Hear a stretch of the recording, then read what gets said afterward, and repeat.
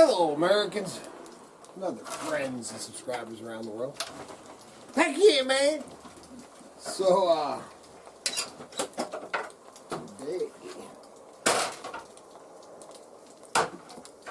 today is one of those days. I have a lot of one of those days. Actually, you probably have one of those days. I just have one of those lives, man. It's always something. Today, we'll just touch on, man, what, got some new laws over here in Idaho. I think it's kind of a scam that, as of the 1st of January, DMV and now our insurance companies, you know, not just ours, but all Idahoans, are now all in cahoots. And if, so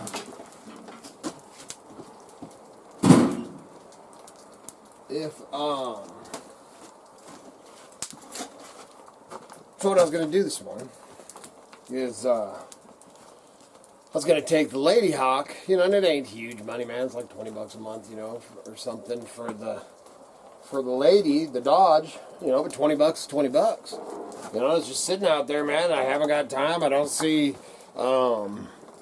you know, I may end up going out there and messing around with some of the stuff you've all told me to do with it and stuff, but, you know, right now, man, I'm just trying to get this tidied up so I can work in here through the winter, you know, and keep chugging along and everything. And then I got to do some listing, you know, make that money. Got to chase them greenbacks, baby. And so anyway, so I'm going to take the Dodge off, you know, and it's registered, sitting out there, you know, all legal, registered, insured. But I can't, you know, it keeps like vapor locking or whatever the heck it's doing. And I haven't got it figured out. I ain't got the time to mess with it. So I told Miss Kitty just to, you know, there ain't no sense of paying insurance if it's just sitting out here broke down. So she calls, or, you know, actually, and they do it. It's pretty cool, man. Our insurance company, you actually email back and forth, man. I wish eBay and YouTube would do that, you know. I mean, you got a live person on the other end and you're, you know, texting or emailing back and forth, man. It's kind of a chat room thing, man. It's awesome because you got a live soul on the other end. And so anyway, she you know, does the thing or whatever, and is gonna take the, sorry man, I do that because man, my brain's working all the time and I keep seeing squirrels. So she, I just did it again.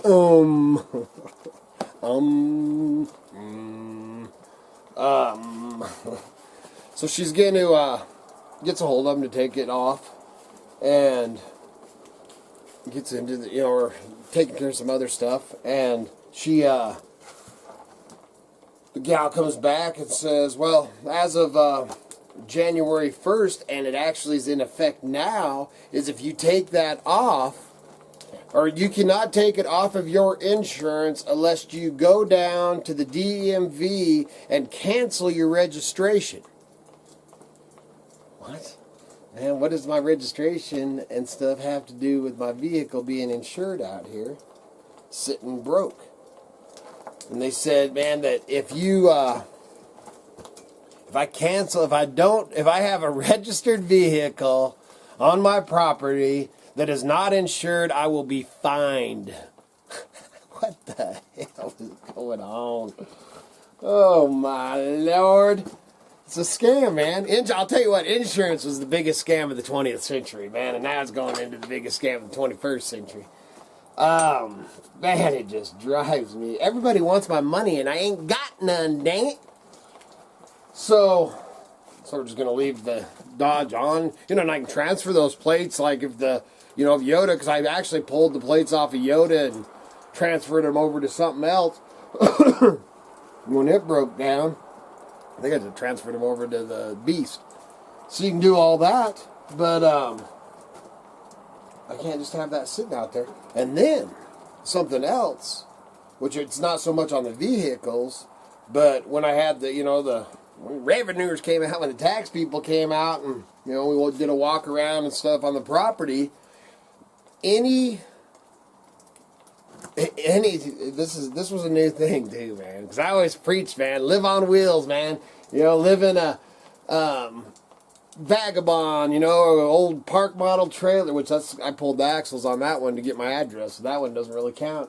But like Kevyn's trailer out there, and you know, Red's got a trailer, and I've got these other trailers. Live on wheels, so you don't register them because you're not pulling them around camping. They're you're staying in them. They're either your cabin, your home, you know, just a place, shelter, whatever. A storage, you know, my storage trailer out there, car storage trailer out there. Well, now, when the tax people came through, if it's not registered, which now, if it is registered, it better be insured or you're going to get fined. And if it's not registered, it's sitting on your property, you get taxed on it. Freaking government, man. Isn't that why we left England? Well, I didn't got no English. But, why did they should have kept their taxes and stuff over there, man. And holy crap. Yeah, I know, it's a whole different subject. I don't need a bunch of friggin' history lessons comments, man. I'm just joking, dude. Calm down. So enough of that crap. So right now I got the forge all dried out, and people keep asking me if I'm going to be doing any forging. People wanting to order knives. I'm not taking any orders on knives. I got one old boy wanting to send me metal. Don't send me no metal, man. I got plenty of metal. I'm not making any knives for sale right now. I've had people send me money before to make them a knife without even, you know, when I told them I wasn't making knives, man, I am not making any knives to sell right now. I do not have the time, and I've got to be in the right mindset to, you know, I got to go into the zone, man, and I'm working on it. Well, once this is cleared out, I've definitely, because I got one that I'm going to make for the drying, and of course I'll probably end up pounding out a railroad spike knife and a couple others. I really don't like taking orders and making specific things for people. I like to just, because then to me it makes it a job. You know, if you order it, you know, and man, I want a, you know, 7-inch blade with a antler handle with, you know, whatever. That's, man, I just ain't into that, man. I want to come out here if I'm in the mood, fire up my forge, and I don't specifically, I do on, you know, carbon knife. There's some, you know, obviously, some knives that I'll do, and I have done, man. I did a lot of pre-order. We did pre-order knives for 3 years, man, and it was a job, man. I had orders, man. We were doing, you know, I mean, as much time as you put into making something, we'll get all into that over at Mountain Junkers later on in the year, probably, but when you're making stuff, dude, you never, man. You know, Perry makes man, he sent me, and I actually need to put on that dang bracelet. The one that looks like a football, I'm going to end up giving to Tim, probably for Christmas, because it's too small for me. But, squirrel! But just like Perry taking all that time to tie them cords, Cara was making them corded bracelets. They, anything that you're making, for the most part, your time, you'll never get paid for, man. If you count up your time, man, you're making pennies per hour. About like YouTube videos, you know, I mean, there ain't no getting rich. And, you know, we had the people approach us the one time about packaging my knives and actually you know, putting them in stores, fancy packs, and all that dude was trying to cut in on whatever. I talked to him, I was like, you know, nice guy, but I was like, dude, you're just trying to, you know, invest a little bit and cut in, and I get to do all the work type of thing. This ain't gonna work out for me. So, what I was getting at is I'm not taking any orders. There will be some knives for sale that I'll pound out. I like to, when I do it, like I said, I get in a mindset. It's just like making my twig furniture, my lodgepole furniture. I have sold every knife I've ever made. You know, not like, oh, you're so great. But every knife I've ever made, I've sold pretty much instantly. Every piece of twig furniture, you know, the love seat, you know, all the twig stuff, you see them around everywhere, you know, the wingback chairs and all that. I love making that, but even those I have to go into a zone, you know, it's a creative zone. And then I like to just flow. You know, it's my hippie side, man. I like to flow with the twig, man. Be one with the twig, I always say. I'm a twigger. It's better than tweaker. So, that aside, what is the old hillbilly babbling on, and what is he up to today? I am still cleaning this joint. There's so much stuff that got to get done. I'm using the forge right now just as a hand warmer. Right here. But I'm going to move. I'm actually going to take some metal and kind of form it in this corner over here. And the camera is actually on the chimney that I'm going to stuff through the top. And so I'll have this corner that'll be all covered in metal. And then I'm going to put metal down here. I was going to put a drip, but I'm going to go ahead and put metal sheets down where the camera is sitting and block it in. And then might put that plexiglass window just for light in here. Move the forge over to this side and, you know, have my little forging corner. And not only that, with the metal around and this closed up, when I am forging, get the smoke to go out the top and the heat will be going in here. And once it's all set up, I'm sure I'll be feeling more about making knives. But man, I just right this second, I ain't feeling it. And the people that have, you know, welcome to all my new viewers. Thanks for coming over. But if you watched my videos for a while, you know that I ended up getting bursitis in my elbow a couple of years ago. And man, I was pounding out railroad spikes, man. I was pounding out, you know, half dozen of railroad spikes a day for a long time, man. 'Cause the railroad spikes, man, they're probably the most work of anything. I mean, you start pounding on one of these bad boys, you know, that's a hardened, good old American steel, man. And when you pound that out flat, they do the twists and everything, and there's a lot of dang work pounding them out. And then you're doing six a day. And I ended up, man, my elbow was like sticking out like this, man. I'm like, dude. And after I got that, man, and it hurt, and I couldn't even move my arm, you know, and I got things to do. And ever since that happened, and actually old Bob over Doing It Cheap, go check out Bob. Say howdy, Bob. He said something the other day on the phone, said, man, I know that you got that, and you haven't really done any blacksmithing since that happened. And I haven't, man. You know, something, you do something, whether it's making you some money or not, if it hurts, you stop doing it, man.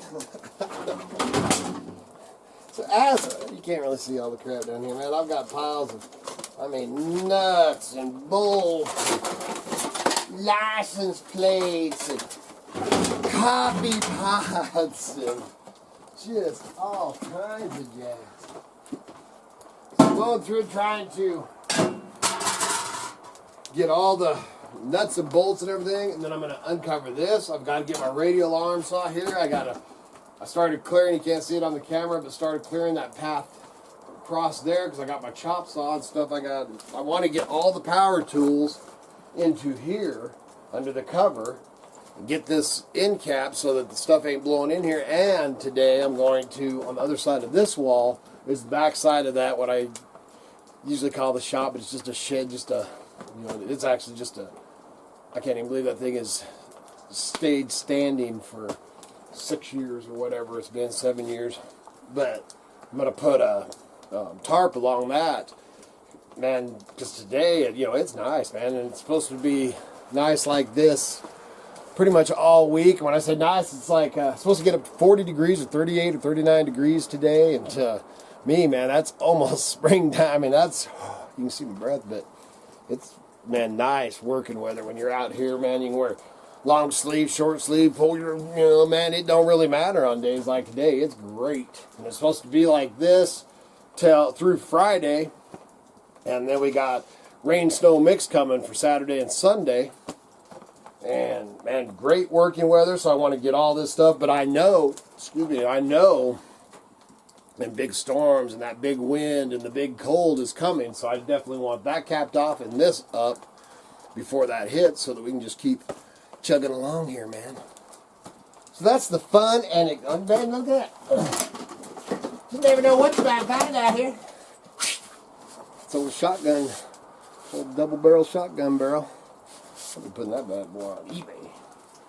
So, and then I'm actually, and make sure you go over and check out the Mountain Junkers, trying to build that channel. We talked about that yesterday, and I always mention it because when I do, after I get this tidied up, I'm going to jump over to that one, and that's the one I was saying, man, I've got stuff in there that has been sitting in piles under benches and everything for 6 years, all the way back to the first barn that I ever tore down up here. There's old rusty gold over there, so make sure you go over and check that out. We should be getting along with that later in this week, depending on what happens, because you know around here things change by the minute.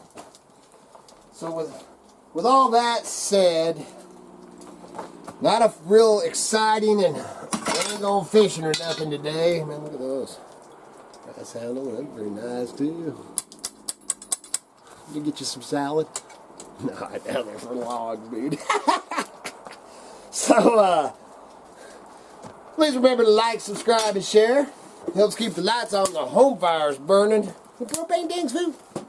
And check out the links below. It's a great way to support the homestead. Check out the store. Miss Kitty's shipping right now, and they're going to be putting a lot more stuff on later this evening. And other than that, I think, good Lord willing, and the creeks don't rise, we'll be back again tomorrow. See ya!